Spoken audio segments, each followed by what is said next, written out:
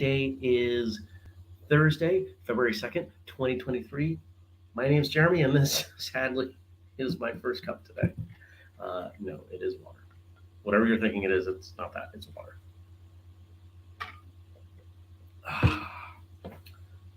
Because nothing is open yet. I'm toying with the idea of not telling you yet where I am. As you can tell, I am somewhere else, and I've had a lot of fun with that. I've been posting some stuff on my personal Instagram, and I've had some people write in and guess, and most of them were really far off. I was surprised. I thought you guys would be better at this guessing game. I want to say good morning to Stacy, Rebecca, Mark, and all the rest of you out there, no matter how or where or when you are watching or listening. I appreciate you. Yes, the table that I am using is a little. I got to find a piece of paper to fold up and pop under one of these legs. Stacy says, "You're not in the place I thought you were." That's correct. I'm probably not. A number of people thought I was going back to Belize, and I thought about it. The reason I did not go back to Belize, so here's a clue. I'm telling you where I'm not. The reason I did not go back to Belize is dealing with the logistics of flight, land, hotel, water taxi, hotel, stay, and then doing all of it in reverse was stressing me out. And I wanted somewhere I didn't have to deal with that. Good morning, Jenny. I wanted somewhere that I could just fly in and get on a whatever, and they would take me to my hotel, and I would stay there the whole time. And that's what happened. And in fact, there's a lot more that happened than that. It was a little bit more adventurous than I wanted it to be. Dennis says his guess would have been Belize. Stacy says, I thought you'd headed to Italy. Oh, interesting. You know, what's most interesting about Italy is I really have no desire to go to Italy. I would, but there are so many places on the list before Italy. Truly. Um, Although the food, going to Italy to eat my way around the country would be kind of fun. So I landed, and as I was getting my bag from baggage claim, they announced my name over the speaker. Well, I couldn't find where to go, and I couldn't find people to ask.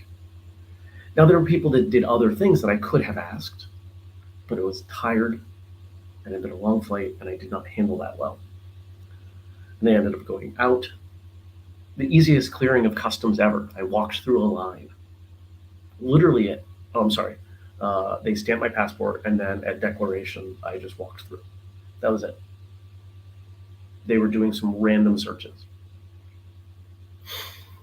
And I ended up on the outside of the airport, which is completely chaotic. And finally figured out what was going on, got back in, and it took over an hour. I left my laptop on the plane. Oof, kind of needed that. So we figured it out. I got my laptop. In the end, almost everyone treated me well. Now, the thing that I think is most interesting was a particular exchange. So I was warned that where I am, the taxi driver community is aggressive and scammy. Many of them. And as I was trying to get back from inside the airport to the place I needed to be to get my shuttle, someone stopped me, literally put their arm out and stopped me. This was not someone with a badge. They did not look official. And it really could have gone sideways. Now, the reason I'm telling you this story is because I think I handled it the best way I could. I'm going to be thinking about this one for a little while. So this gentleman stops me. He said, where are you going? And I just tried to go past. Actually, I tried to go past him. That's when he stopped and put his arm out. He said, where are you trying to go? I'm in charge. And I'm looking at him like, you do not look in charge. And I said, in charge of what? He said, in charge of this, all this. And the fact that he was willing to put his arm out and just his demeanor, it was starting to escalate. And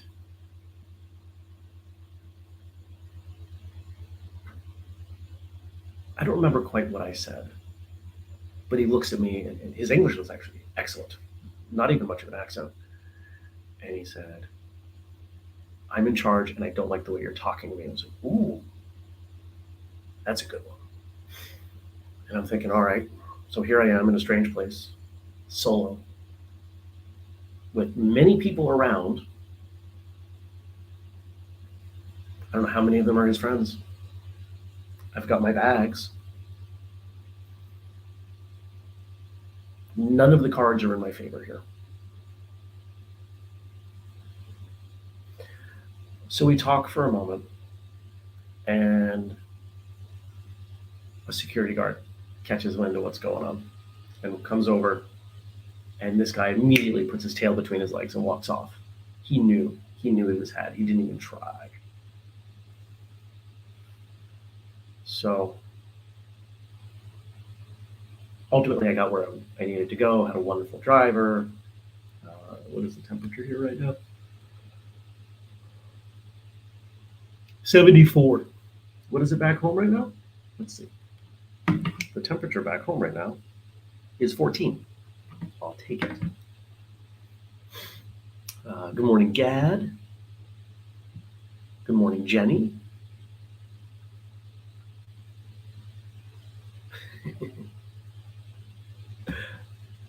Tommy says it's disrespectful outside here this morning. It's so cold. Yeah. Yeah. Before I left yesterday, I brought trash out to the garage. Just that act, which I want to say was 60 seconds total. My hands were basically numb. It was ridiculous.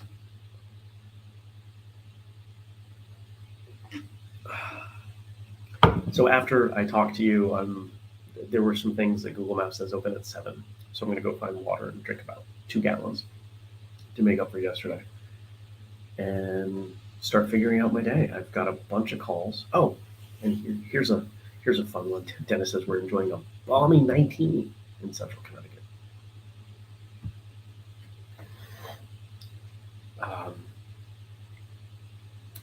So on the flight from JFK down here, just randomly, actually, I got on the wrong seat because I was looking at the wrong ticket. I was looking at my ticket from Burlington. Oh, while I was waiting to grab my laptop because they had to go get it and find somebody and all that, and I'm sitting there and I'm waiting with this one other person, this woman, and she started her day in Burlington too. She lives in Burlington. She works for Keurig. We're in a whole other country, and I'm meeting Vermonters. Her story didn't work out quite as well. Her bag never made it. But good morning, Nathan. So I'm sitting next to this guy, and we get to talking, and he has a business. And I start doing my thing. And I'm just talking to him. And he's talking about what he needs and the challenges. And I'm like, well, what about this? What about that? What about this? What about that? And we spent about an hour talking that way. And I don't bring it up. He brings it up. Maybe you should be my director of marketing. We'll see. I told him, I said, you can't have me full time. But he was on his way down here too. You know, I'm in this little room here. I can show you. This is the room. No, it's very not fancy. It is very not fancy. But it's $40 a night. I need a place to work, which I have. I need a bed to sleep. I need a shower. I need a bathroom. That's it. I don't need anything fancy. This guy's talking about, the place he's staying is really nice and it's $600 a night. That's my 2 weeks of. That's more than 2 weeks. I'm sorry. That's more than 2 days of that is more than my 2 weeks down here. So no, I'm good. And the reason I have water, because I can't drink the water, the reason I have water is I brought my water filter. So, but I have a bunch of meetings today, a whole bunch of them, and got one at 8, and then I get a break, so I'll probably go find some breakfast in between there, and we'll just keep going. We'll see what happens. But it's an adventure. I wanted an adventure. I'm going to tell you all about the adventure as things go along. All right. I will let you all know Dennis has the country. But now you got to figure out where. What's it look like outside the window? Dark. It is currently very dark. This window opens to the hallway. It's very strange. I don't know if it used to be open air out there and then they put a roof on or something, but there are windows there and there. All right. I think Frank sent some stuff over. Let me see. Frank, you did. I think you sent it. Yep. Sent it the other day. Oh, we have an episode today, too. Which episode is today? I don't remember. Let me check.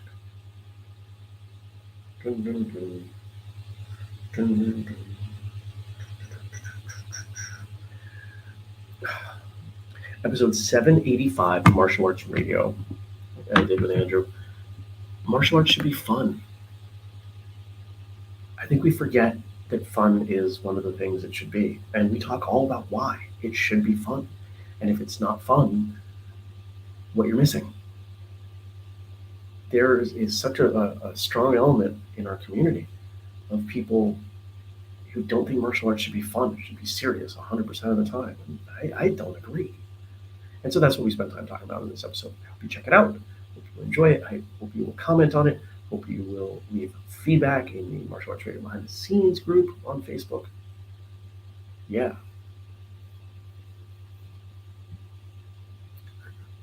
Kat says, I'm trying to go all Grisham here and look for insects on the wall that are indigenous to a certain area. Tommy says, I wonder if I have a travel story where he is at. Wouldn't surprise me, Tom. You seem to have travel stories from everywhere. And he adds, make sure you don't do anything I would find fun. Stay safe, brother. Well, thank you. I appreciate that. I don't mind being adventurous. No, I think I need to knock that door hinge pin back in. That one looks like it's about to fall out. We'll take care of that later today when people are awake. Because where I am did not shut down until probably 2 o'clock. When I arrived, a lot of things were still open. And I arrived, when did I get here? 10:30? No, almost 11. Plenty of stuff still open. There is and just kind of as I was doing my research, there's a decent, here's a clue for you. There is a decent digital nomad entrepreneur community here. So maybe I can connect with some of those folks. That would be fun. All right. The stuff from Frank. Thank you as always to Frank for everything, for all the things that you did. Thank you to Josh for our theme song. You guys can't tell I'm tired. I did not sleep well. I had to use my eye mask because there's way too much ambient light. And thank you to Denise for our audio.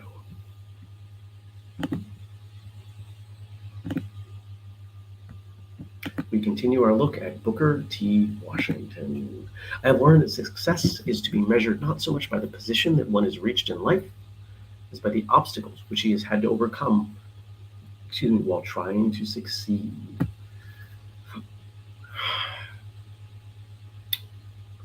As I get older, and I do more, and I work more, and I find more success, I'm coming to realize that I think the path that I chose when I was young is exactly the path that is going to make me successful as I age. A lot of my friends took these, really good jobs right out of school, and I didn't. I was about a year into my first company, 23 years old, and a friend took a job, and he said, hey, I can get you a job doing IT down here in Massachusetts for about 70, 75 grand a year. Well, at the time I'm making like 20. And that was really appealing. But I would have to move and I didn't want to, and it didn't feel right. I didn't want to quit. And so what happened? I had to figure a lot of things out. But when you figure things out, you develop skills. You develop resilience. There's the personal character qualities, but there's also actual knowledge. And as I was sitting on the plane yesterday, talking with this man who did not finish high school, by the way, who can easily afford to spend $600 per night on a hotel. It was those struggles in my 20s and the things that I did in my 30s and now that I'm doing in my 40s that have given me the skill to be able to provide him things that he does not have. Now that doesn't mean he didn't struggle. It's not a judgment or a comparison in any way. It's to say that when you have things go easily, you don't learn.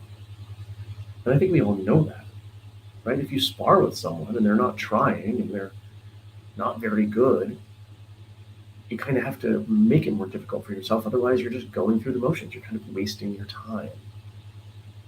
Good morning, Kelly. I hope you're healing well. So I'd like you to consider that. The next time something difficult comes up for you, what is it giving you the opportunity to learn or practice? Number 2, the happiest people are those who do the most for others. The most miserable are those who do the least. I think most of you, at least from what I know of you, do stuff for others. There's a lot of enjoyment in helping others, in knowing that you made someone else's life better. Because you like it when people do that for you. Energy is about flow, right? And so if I treat you well and you treat them well and they treat that person over there well, eventually it comes back to me and we all benefit. But if we all just kind of sit and there's no flow, it doesn't help. It doesn't do anything, right? And I think you all know that. And our last quote for today. Most leaders spend time trying to get others to think highly of them, when instead they should try to get their people to think more highly of themselves.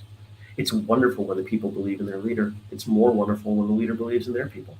You can't hold a man down without staying down with him. My vision of leadership, my view of leadership, has turned more into a coach.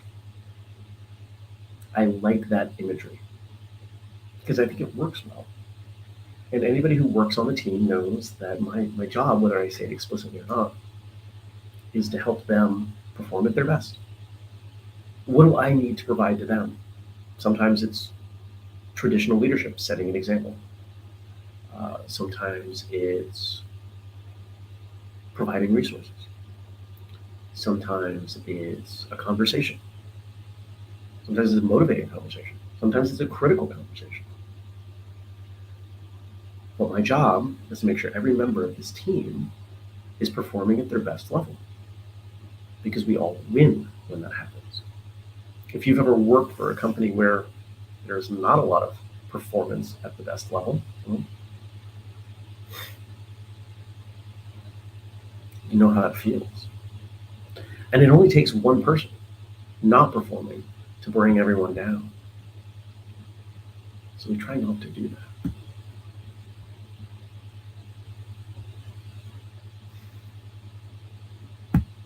Tommy says, there is enjoyment with that. It's being blessed by blessing someone. True healing takes place when both walk away changed, I believe. Yeah. My vision for a quality relationship, whether it's professional or personal, romantic, doesn't matter. The best relationships are where both sides think they got the better deal. If I'm your friend, and you're my friend, and I think you bring more to the friendship than I do, and you think I bring more to the friendship than you do, we both win. I believe that is, or at least should be, the goal. I try to make sure that everyone on the team feels that I'm showing up for them. I want to deliver more value to them. I want them to look at whatever they get out of it, because everybody is taking different things, being part of what's okay. Whether some of the folks make money, some of them are making money in the future, but I'm compensating them in other ways. I want them to overwhelmingly look at that value exchange and say, why would I ever stop doing this? Jeremy provides so much. That's what I'm aiming for every single time, every single day with every single one of them. And some people look at that and they might say, that must be exhausting. That's not sustainable. Of course it is. Because as I get to know them better and I figure out what they need more and more, I'm facilitating them supporting each other. A coach isn't on the field. Coach runs practice and trusts them during the game and offers advice from the sidelines. That's a lot of what I do. When somebody has a bad play, you help them get better. When someone has a bad game, maybe you take them in the office and you say, hey, what's going on? And that's my view of leadership.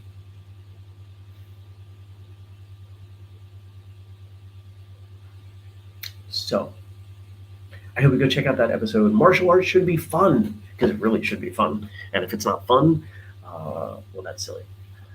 Let's see. I hope you will consider supporting us. And remember, if you're not following the First Cup Facebook group, I need you to. Some of you did not listen to me when I talked about that yesterday. I said, you have to do this. And you didn't listen. And you were scrambling. And I knew you were. So I even reminded you this morning.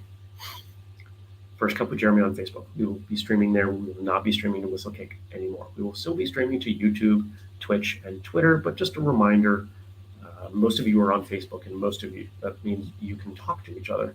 So if I look at, 70% of the people watching right now are on Facebook. Okay. The one person on Twitch, I think, is me. I still load it up. Got to keep those habits.